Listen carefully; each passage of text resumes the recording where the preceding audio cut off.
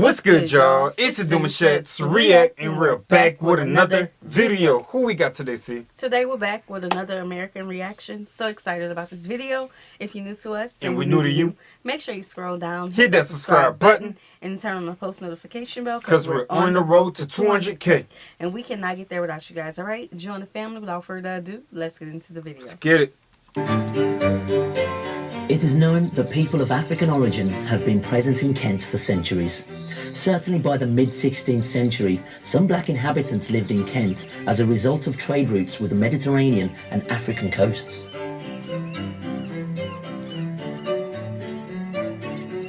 Professor David Killingray has spent his academic career writing and researching black history.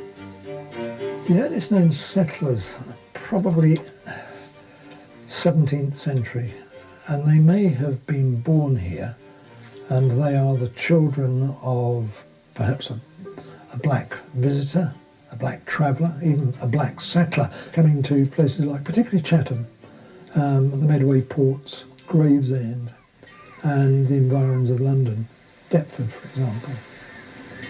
So who are these people and where did they come from? Well, early records show that in the 18th and 19th century, people from Africa and the Caribbean settled in Kent port towns like Dover, Sheerness and Gravesend, and even here in Chatham as well. One man who came to Medway from St Kitts was to marry a local woman at St Mary Magdalene Church in Gillingham in 1786. Their son, William Cuffey, was to become a key figure in the political movement which sought to improve the rights of British workers. The young William Cuffey trained as a tailor and he worked on Chatham High Street, and it was during this time that he started to become politically active. He's put out of a job when there is a strike of tailors.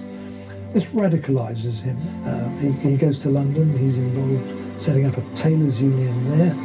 He's then also attracted to the Charter. This was a demand for universal suffrage, annual parliaments, payment of members of parliament and so on.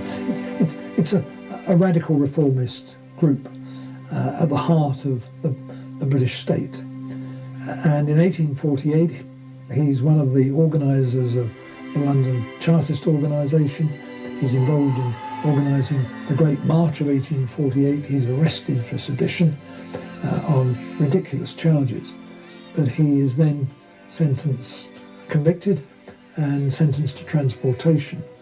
I think he's unusual in that, let's face it, most people did not stir up discontent. Researchers working alongside the Chatham Historic Dockyard and the Medway African and Caribbean Association have been exploring records from Kent and Medway relating to William and his father, Chatham Cuffey. We were looking into the sort of rich heritage of the dockyard workforce in the 18th, 19th century. One of the records that I was working on showed a list of the crew that was on there, and one of them was Chatham Cuffey, possibly a personal slave of one of the wealthy planters to actually come over here. And he seemed to have been accompanied by his mother. He arrived on a naval ship in about 1772, and he was baptised on arrival as Chatham Cuffey, presumably after the town he was taken in. In the records, he was described as a Negro man, aged about 17 at the time of his baptism. He lived in what's now, well, was known as New Brompton, which is now known as Gillingham, and he had 5 children, the eldest being William. Chatham Cuffey, he got him an apprenticeship as a tailor in Chatham. Again, it shows you his status. Chatham Dockyard also has links to another important figure in Kent's multicultural history. At the age of 14, Alauda Equiano was the slave of a naval officer. He worked perilously on the gun decks of an 18th century naval warship called the Namur.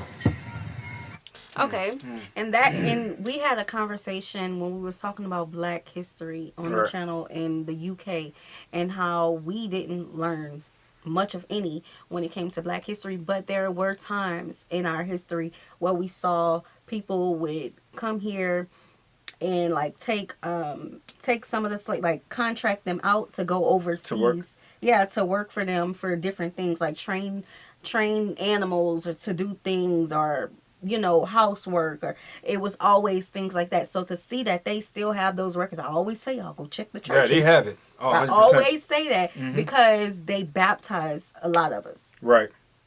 Our people. Us. So, and they always have those records still to this day. Yeah. They have them. And being a tailor was one of the jobs a lot of them went to do. A lot of time. I mean, even here, whenever after slavery and everything was done, like tailoring was their main job. Yeah, you know what I'm saying, with the trains and taking luggages and handling businesses like that. Not getting paid much money either, but they did have a way to make a living from that. You know what I'm saying, and support their family. So yeah. I have seen William Chaffee. Chapman or Chaffee? One of them. I have seen that picture before, and when they said politics and how he was he was a part of the union and things like that, I was like, that's probably why. But I have seen that picture before. Yeah. It might ring a bell for later. It might hit you. These timbers are all that remain of the Namur, but Equiano's terrifying memoirs are recorded in his 1789 autobiography, the interesting narrative of the life of Olaudah Equiano, or Gustavus Vassa the African, making him one of the first black authors to be published in England. His experiences led to his involvement in the movement to abolish the slave trade in Britain and provided key evidence for the campaign. So it's a very important book, and it's a very well written book. But he is a slave. He's owned by a British naval captain, and later on when he's bought his freedom, he serves on Royal Naval ships, even goes up to the Arctic, and then he settles in London in 1777, I think it is, and thereafter he's involved in the campaign against the slave trade. So he's a prominent black figure along with other Africans in London. He's not alone in this, but there are also people that are influential who live in Kent, and particularly at Thiessen. There are the Middletons, who own Barham Court. They have the money, they have the connections, they know Wilberforce, they know other politicians. It's one of the cradles of British abolition, this small Kent village overlooking the Medway. And certainly Wilberforce goes there, Equiano's probably there, and they do talk about strategy. And they decide that they will introduce a bill into Parliament to bring to an end the slave trade. After the 1807 Slave Trade Act was passed, it was the British Navy who were charged with enforcing it. Now, after 1815, you have British naval patrols in the Atlantic, a few in number, but they're trying to interfere with other nations trading in slaves, and the British are very keen, once they have abolished the slave trade in Britain in 1807, the next big campaign is to end slavery within the British Empire.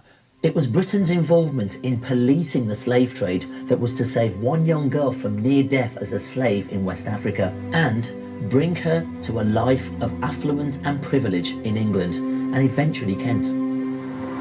This social club here was ironically home to a young woman with a very royal connection. Palm Cottage was once home to Sarah Forbes Bonetta, goddaughter of Her Majesty Queen Victoria. So how did she end up living here? She's given as a gift to a British naval captain by... Okay, before we get into her story, I've seen this picture before.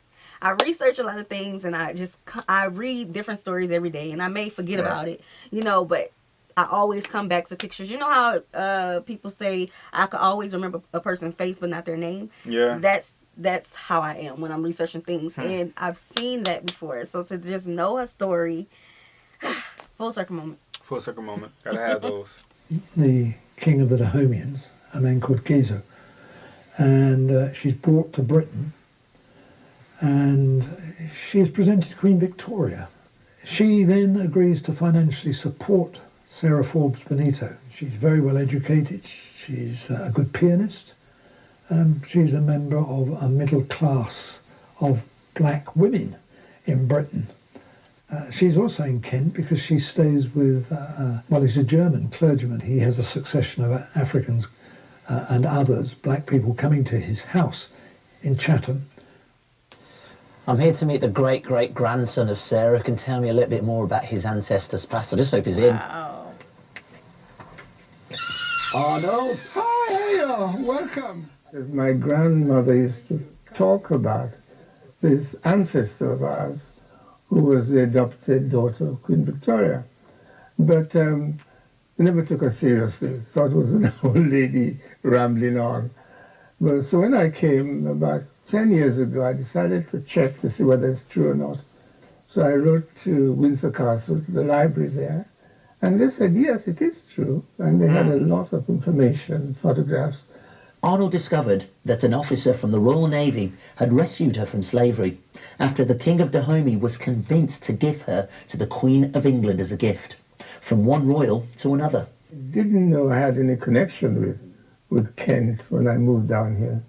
I lived in London most of my life, working for the BBC. So I feel very close to Kent, although I'm not a man of Kent or Kentish man, but I am adopted Kentish man now, because I've lived here for 25 years. So I feel very close to Kent. That's and beautiful. Also the relationship that my ancestors had with Kent.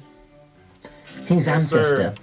Let's talk about that, because this is not unusual for Queen Victoria. Queen Victoria had an Indian attendant. There is books about it, and there is a movie, because I know some people don't like to read. You know, I don't have time to read. But there is a movie about the relationship between the Indian attendant and Queen Victoria. And it ends off sad. It does.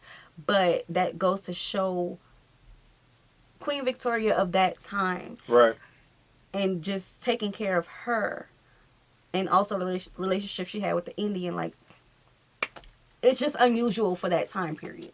But it was also around the time when it was abolishing slavery and they wanted to stop it. You know what I'm saying? So for her to want to take in people, I mean, to be gifted a human is out of line. But at the same time, it was the times of that time. So it was, she was able to stop her from going through whatever she was going through with the suffering and being enslaved. Yeah. So I feel that alone is beautiful, and the relationship that you was mentioning as well. So she did was, because she was there now in Kent, the gentleman, her grandfather, great grandson is able to, you know, do his ancestry and see how he has a relationship. He have a relationship with his location and her. You know what I'm saying? So it's a full, like you said earlier, it's a full blown circle. Yeah. Let's see what else she accomplished there. Was one of many black Britons who formed part of the middle classes. And as the 19th century progresses, then London becomes the crossroads of empire. So Britain is often seen by black people as being a pleasant refuge. You could settle where you liked, you could marry across the race line, have books printed. So it's an irony of the British Empire that at the heart of empire you had greater freedoms than you had in the colony of origin. Arnold's great-grandmother was not the only member of his family from Africa to become part of the British establishment. My great-great-grandfather was Bishop Samuel Ajayi Crowther. He also was a little slave boy who was captured, and Oshogun, I think it was, and on the ship was on its way to South America when the slave trade was abolished, and the ship was captured by a British man-of-war, and they were all taken to Freetown, and he grew up there. He learned to read, learned the Bible, because they're all under missionaries, and eventually became a priest, and eventually became the first black bishop in the whole of the Anglican Communion. I knew that Bishop Crowther had a friend who, Reverend Shone, who lived in Palm Cottage in Gillingham, and he not only visited him there, but also Sarah Benita lived there in Palm Cottage for a while. Although Arnold's ancestors are both very significant figures from Kent's Afro-Caribbean past, volunteer researchers are uncovering some lesser-known stories. Uh-oh. When we're trying to find about ordinary people who aren't famous, we tend not to have a lot of sources, and they tend not to tell us their ethnicity. So in the research for Black History Live, we've focused on the 18th and 19th century, our researchers found stuff about a number of other people further down the social scale, but that give us the same sort of tale of integration. And I think one of the best for that is the story of Joshua Campbellton. He was born on the 10th of November, 1823, at Bermuda as a slave. At the age of 17, he joined the Royal Navy, and they immediately promoted him to petty officer. He rose to become a warrant officer in the Royal Navy. He then left the Navy in 1863, so at the age of 40. He came to Chatham Dockyard, where we are today. While he was here in Chatham, he married a local woman. So the story of Joshua Campbellton and his family shows that somebody who was born in slavery could join the Royal Navy, could rise far above the vast majority of the people who joined at the same time as him, and that he could be very much accepted, you know. You just got to remember that obviously Wow. Chatham Dockyard, with the dockyard here, was the focal point. This is where everything came, you know, all the ships and that sort of thing. It was the growth area, because obviously we were looking at what life was like on the Age of Sail. There was an awful lot of black slave or black musicians. They were prized, obviously to keep sailors and things happy along their voyage. They used to have orchestras and fiddle players and things like that. The Fish Jubilee singers came from, I think it was the south of America, but they were basically a gospel group that came to Chatham a number of times. There was 2 of them that actually came back, because I think they met local women again, and one of them did set up home.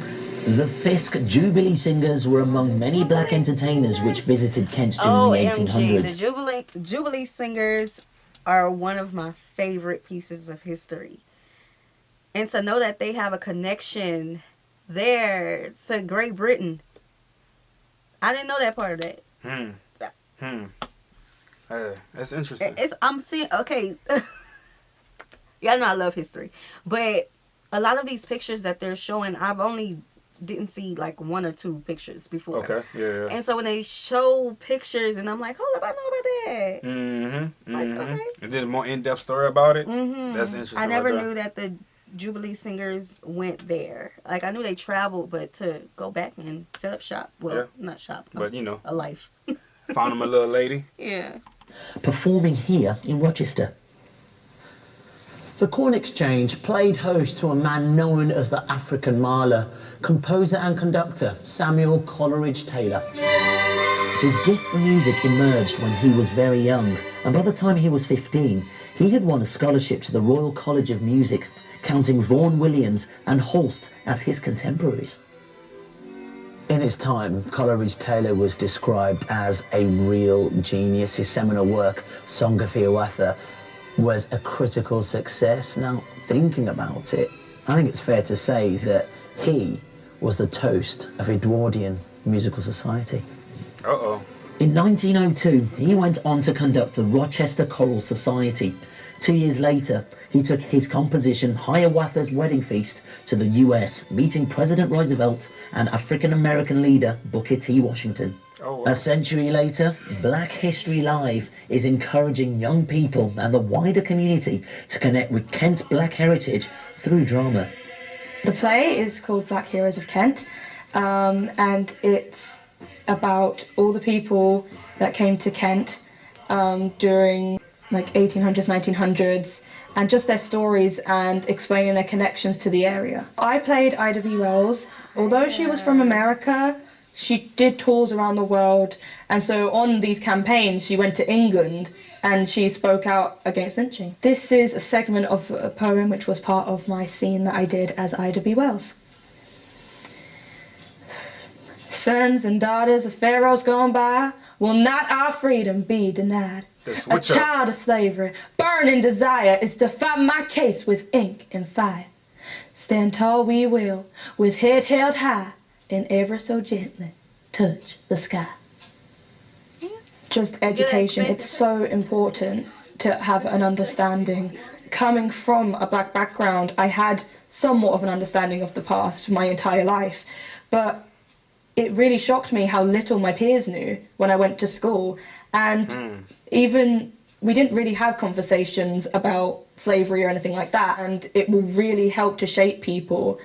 And I think, especially in the world we live in now, it's so important to learn about everyone, because history is huge. For you, how important do you think it is to recognise the black history we have here in Kent? Well, it is important because it all happened down here, but the people of Kent don't know anything about it. Wow. So it's people like me to be able to educate them, to show them that this part of England had a very strong connection with blacks, the people from Africa who came to either to live in England or were brought here as slaves. But now they should know about it because their history is also bound up with my history. It's vitally important that the history of individual black people comes into the common understanding of our collective history in the same way that people from all sorts of places. Pocahontas is part of our national history. Everyone should know Aida Sarah Falls Bonetta as much as they know, say, Pocahontas.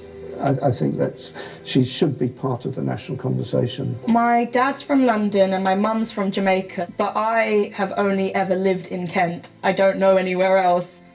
So learning about the history here, it made me feel really proud. I was happy because I really felt a bit disconnected in that sense to the area. So learning that, it made me fall in love with the area even more than before. We need more people to work on black history, I suppose, and particularly people from within the black community, because there's a whole history out there, the story of the common people, the people that you and I are, the ordinary people in our country. We started this looking at a different side to Kent's history, and through it I found out a bit more about my Nigerian and Yoruba heritage. I guess it just goes to show if we delve a little deeper into our own histories, we might find a greater connection to the places we call home. That's facts. That's it? Is that it?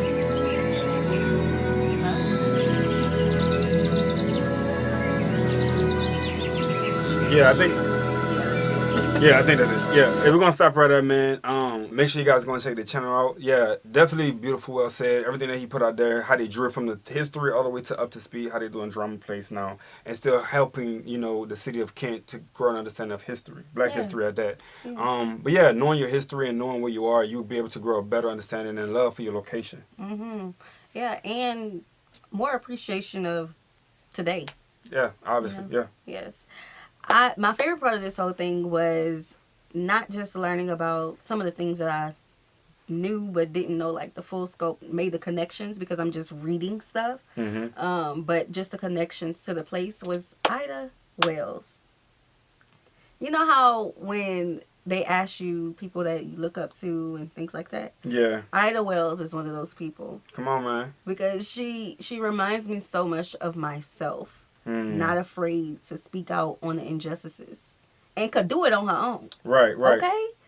And then she was a writer. And saying all of that, bro, like saying all of that, this is how you can connect yourself to history. And this is how a person can build themselves up in today's time. Yes. Because when you're reading, you're doing your research, and you're going into the history and whatnot, you understand a person's lifestyle and what their talents was. And then you just pour back into yourself because you are relating to this individual. Yes. And that's how you build up character. And you can pull strength from that. Oh, 100%. Because what Yes. they went through in history is so Those different days. to what we're going through today. Yes. So you can only imagine how strong they had to be. Yes, definitely. We hope you guys enjoyed this video with us. Be sure to subscribe. We'll see you soon. Peace.